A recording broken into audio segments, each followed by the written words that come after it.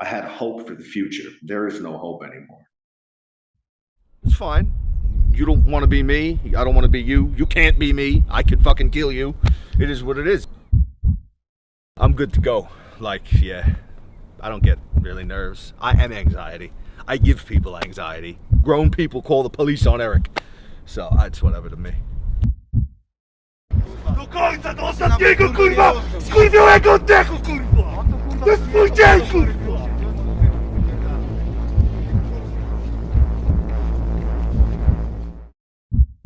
I would say more acts of violence against society. I'm just ready to take it to the next level. I've used weapons on people since I'm a little boy too. It's just, I don't like anything. I don't like anybody. I fucking hate everything. And if you're going to push me to that point where we're going to get violent, then my intent, since I can remember, is to kill you or hurt you as badly as possible. I don't care about honor. I don't care about your family. I don't care about that you have loved ones. I don't care about mine. I'm going to leave you dead or almost dead. That's the point. And at 40 years old today, it's the same mindset, which is why I isolate myself from every fucking thing, because it's always at that point. Like I'm always about to fucking lose it. When you're on the cement, I'm not going for an Americana. I'm controlling you. I'm banging your head off of it. I'm biting your fucking nose off and I'm gouging your eyes out. Simple. I'm not looking for a heel hook in the street fight. I'm ripping your balls off after I smack your head off the cement. Simple.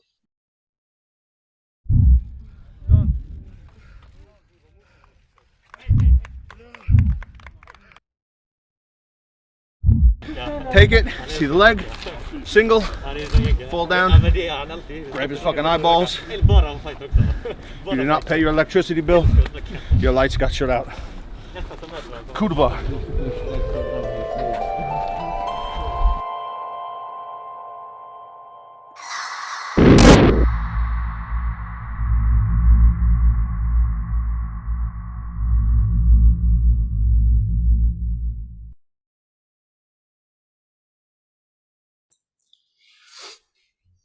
Guys, how's it going? It's Joseph from the Heretic Chronicles.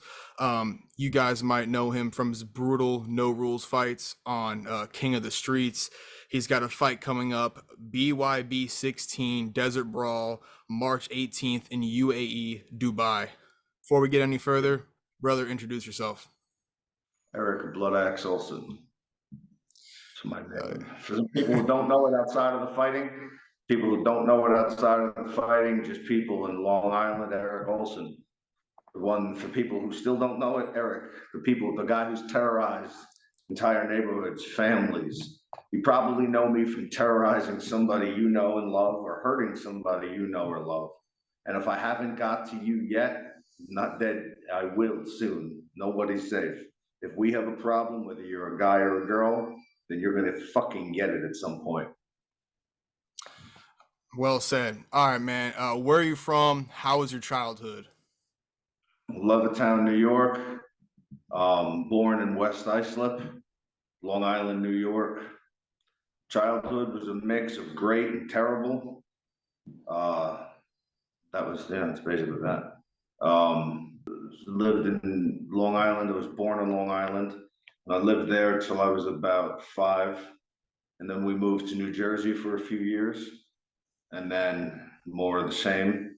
And then from Jersey, a few years there, moved back to Long Island, probably around 6th grade, whatever that age would make me. I don't remember. All right, man. So what was your first martial art? Wrestling. I mean, I don't really use the word martial arts. Like first combat form of training would be wrestling. I was wrestling when I was 5 years old in West Islip, New York, midget novice wrestling. And then I followed that into New Jersey. And then I followed that into Division Avenue. But by the time I got to Division Avenue, I was bored with it. I mean, I was doing tournaments since I was 5 years old, winning first place, sometimes second place, but a lot of the times first. Sometimes I didn't place. but still had some good matches. Underhooks are God, overhooks and head control, snap downs and collar ties. If you know when to use that stuff and how to use it against the person, you basically have control over that fight about 90%. I mean, it's a fight. There's always the off chance something happens, like when I broke my own leg versus Leo. But you don't need to be no Olympic wrestler to dominate 90% of the people. You know, even jiu-jitsu guys, you know, I've fucked up brown belts in jiu-jitsu in street fights because if they fought me in a jiu-jitsu match, yeah, they'd win. But in the street, got a double underhook, went for his eyes and bit chunks out of the motherfucker. And if we went to the floor, he's pulling guard, I'm getting side control, and I'm smacking your head off the cement. I'm biting your fucking nose and your lips, and I'm grabbing your balls and ripping them off. And all that comes from the wrestling dominant control positions. You know, pulling guard is great, but when you're on the street, it still will work if you're fighting somebody who's like a nobody. But you get somebody who even has a basic good understanding in core wrestling, you're going to have a problem when the cement is under you. And, you know, I do a lot of jiu-jitsu and submission wrestling too. You know, I've tapped out brown belts, I fucking terrorized purples, things like that. When you're on the cement, I'm not going for an Americana. I'm controlling you, I'm banging your head off of it, and I'm biting your fucking nose off, and I'm gouging your eyes out. Simple. I'm not looking for a heel hook in a street fight. I'm ripping your balls off after I smack your head off the cement. Simple. I've done it before and I'll do it again. My next question, Eric, did you get into a lot of street fights like growing up and stuff like that? Yeah, there was a lot of fights growing up. I've been a fucking hate-filled person since I'm fucking little, 4 years old. A lot of fights. You know, there's a point when it stops being a fight, when it's just an assault. You know, kid mouths off, you bang his fucking teeth half out of his head, you double leg him, you smack his head off the concrete, the teacher's got to pull you off. Is that a fight? It's an assault. Very rarely is there ever fights like the kid would hit me and we'd tussle. Maybe he'd land one or two. Listen, I mean, I poked kids in the eyes when I was 5. I've grabbed people by their fucking hair and dragged their face across the cement when I was 6 years old. I knocked my first pair of teeth out of a kid's mouth when I was about 7 or 8. I mean, took his front teeth clean out with a fucking right, and he had a bad fucking day. But like, I would say more acts of violence against society. I'm just ready to take it to the next level. I've used weapons on people since I'm a little boy too.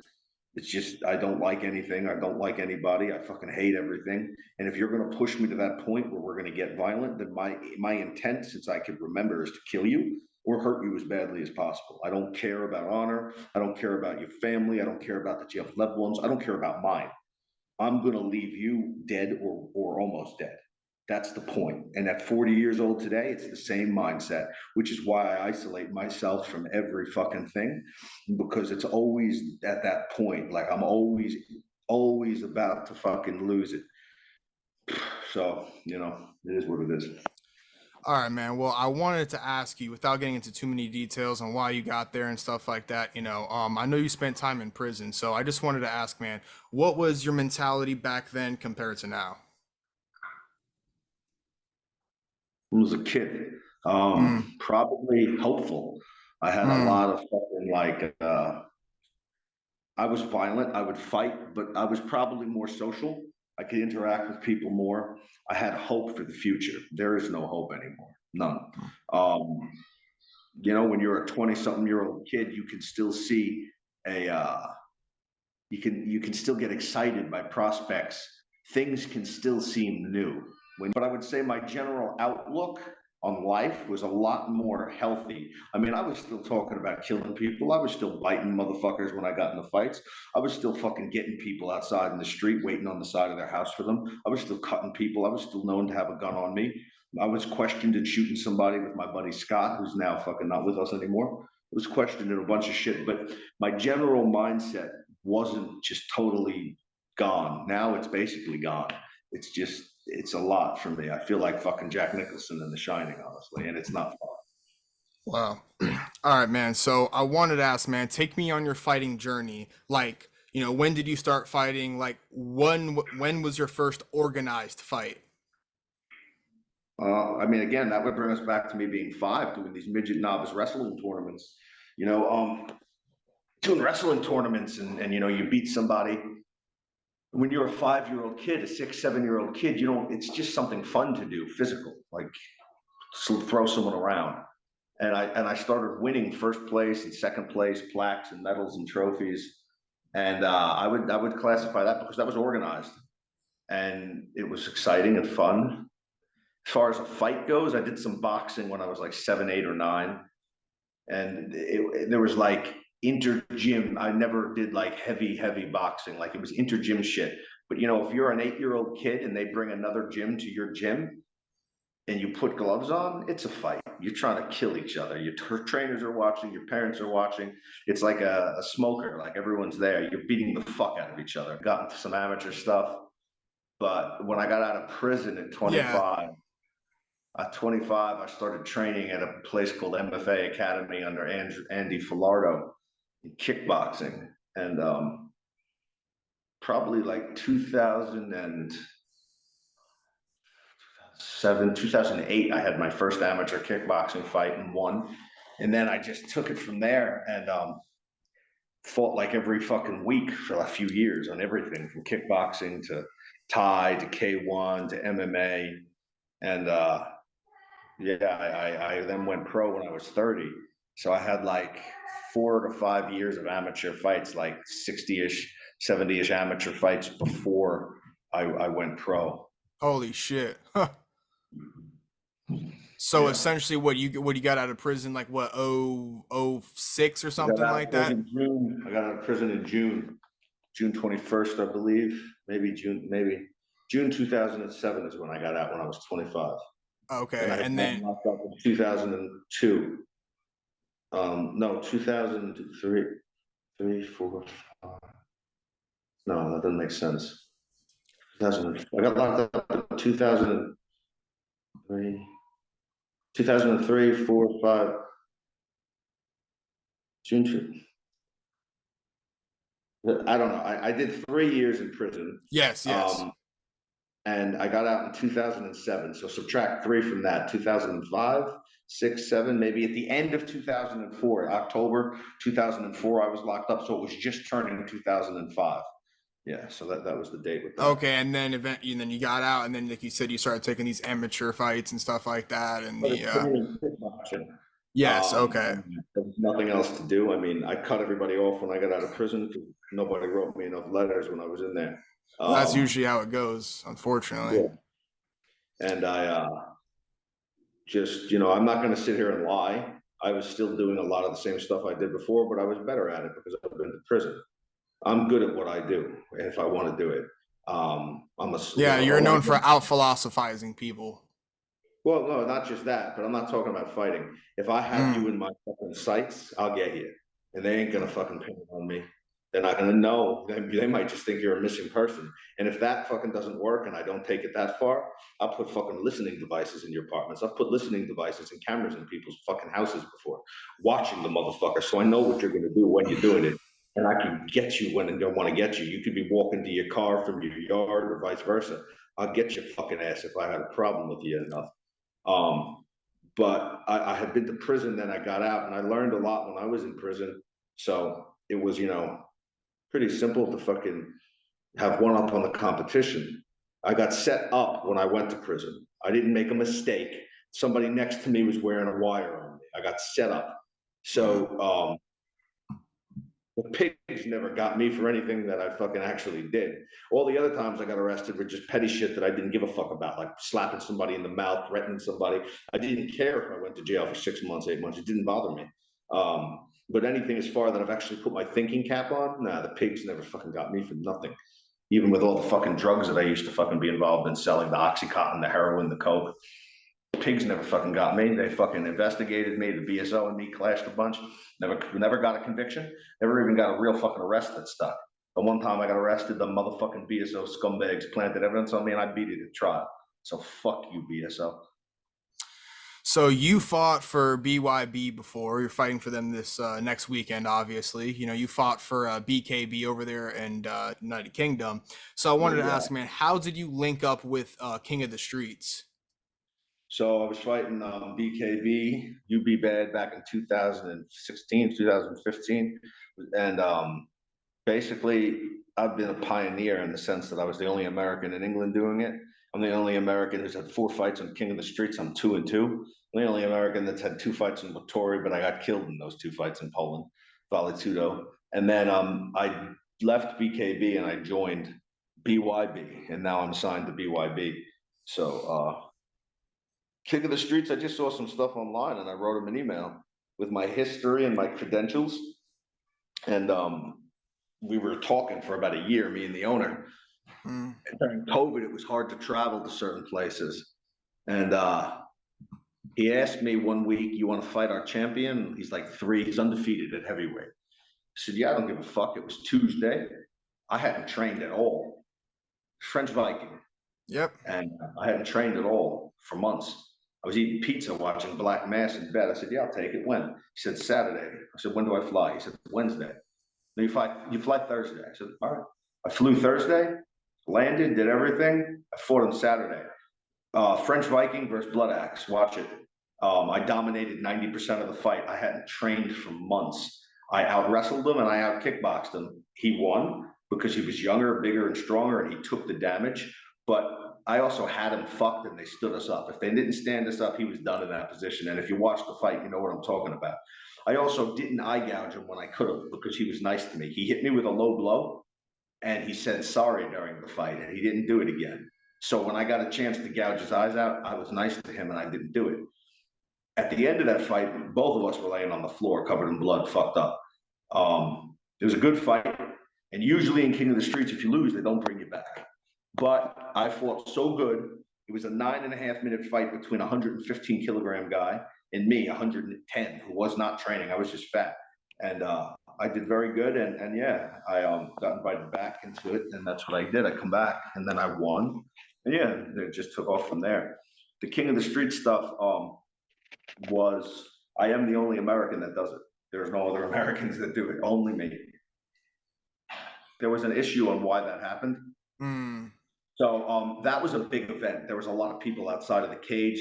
I'm going to make this right clear now. There's no bias with King of the Streets. They won't give somebody an upper hand. So people see that stand up and they're like, "What the fuck did you stand them up for?" But they don't understand that there was something King of the Streets was dealing with at the moment besides the fight. And that's all I'm going to say. And standing up was kind of had to be done because of that. But, you know, had I had 30 more seconds, I was kind of beginning to break his lock around my neck, and I would have postured up and started finishing him with headbutts because he was done at that point, too tired. I could feel him not breathing. I had heavy top pressure on him. But yeah, that was a good fight. And, you know, people who don't like me look at it like, "Oh, you lost." Cool, yeah, I did lose. But you can't say that I also wasn't winning and I didn't put on one of the best heavyweight fights in King of the Streets on 3 days fucking notice. So yeah, I mean, it almost is like every single time you go out there and fight for KOTS, it's just awesome. It's just straight up barn burners. It's just bloodbaths. There's fucking drama. It's crazy. I had 4 fights in the streets in a year. If you don't got any other person fighting 4 times, then I'm fucking 40. And I did 2 with a broken leg. So let that speak for itself. And I'm 2-2.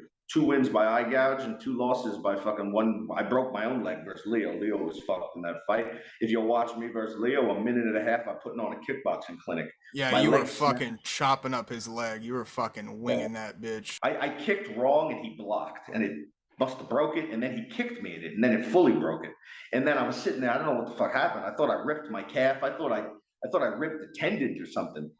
I didn't know I had a broken bone. The fight kept going for a few minutes with me getting kicked in the broken bone. And, you know, he jumped on me when I dropped and he couldn't finish me on the ground because I got up, I wrestled him and he ran away. Smart move. I was trying to grab his hair. It is what it is. And then knife, you know, I ragdolled him, I eye gouged him. And then Tomas kicked me in my broken leg. It wasn't fixed. It wasn't fully healed. My leg rebroke because it was already broken. It was already snapped. It just needed a few more kicks. And I just grabbed him and low singled him, ragdolled him. That idiot tried to eye gouge me. It did nothing to me. I got on top of him. I sagged through him and I gouged his fucking eyes so badly. He was screaming and begging and tapped out with his left hand. It's on video. And then, yeah, that's that. Yeah, man. So So for everybody that does not know, next weekend, March 18th, you're fighting in UAE, Dubai. Talk to everybody about that, man. I signed to BYB. It's my first fight as a BYB fighter versus a BKB fighter in Richie Leak. It's a heavyweight fight, 5 rounds, 3-minute rounds. Full clench is allowed, so we can grab each other, clench fight, punch each other up, and then boxing. Yeah, so that's cool. I fly out there soon on the 14th, and yeah. That's all there really is to it. As far as the pay-per-view goes, I don't know if it's on Fight app or sometimes BYB like does it on YouTube where you can see it for free. So you could either check your Fight app or you could check the BYB Instagram and ask them or their YouTube page, because a lot of the time they put their YouTube stuff up for free. For sure. All right, man. So I appreciate you for coming on. I'm pretty sure you're going to be fighting sometime later this year, let's say summer or fall, against maybe Tomas. Hopefully that's in the works. That's going to be an absolute savage fight. Yeah, man. There's unfinished business there, and you're coming for blood, no doubt. Yeah.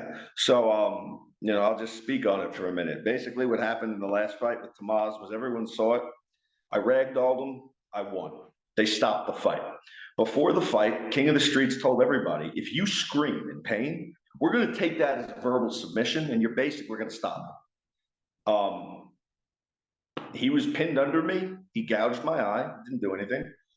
I pushed my thumb so fucking hard through his eye, I felt the back of his screaming, flailing, his left arm tapping. They pull me off. He gets up. He's screaming. They stop him. Fight's over. The owner of the company didn't know what to do because it was in anything else, it wasn't. But in King of the Streets, it was a fast stoppage. I didn't want them to stop it. I was about to bite his nose off. Everyone's seen the footage. I had my fucking thumb through his eye. He was done. Let me finish him. Give me 30 more seconds to really hurt him. So I'm walking away. I take my mouthpiece out, and the owner is just like, man, like, because there was a lot of hype for that, like, fight. Like, let him keep fighting. So they let Tomas go. He jumped at me from behind. I slammed him. When that happened, everyone's all over the place arguing. I got my back exposed. I've been getting death threats from these neo-Nazis. They called the police. The police rushed my hotel room. I don't want my back exposed. He's got me in a guillotine. It's about 1 second in. I'm thinking, what the fuck is this idiot doing? The fight's over. The referee called the fight. Fight's done. Get off me. So I'm trying to hit him. He won't get off me, so I tap, thinking he'll let go. He doesn't let go. Okay. So the next thing I do, they don't stop the fight. Cool. So the next thing I do is I put my fucking hand up his fucking shorts and I rip his balls off. Then they stop the fight. And as they're stopping the fight, what happens? His corner runs up behind me and has something in his hand. You hear it, it clanks on the floor, metal. Corner runs up behind me and grabs me. So I'm attacked from behind and everyone fucks the corner up. That was the exact point of me wanting to get him off of me.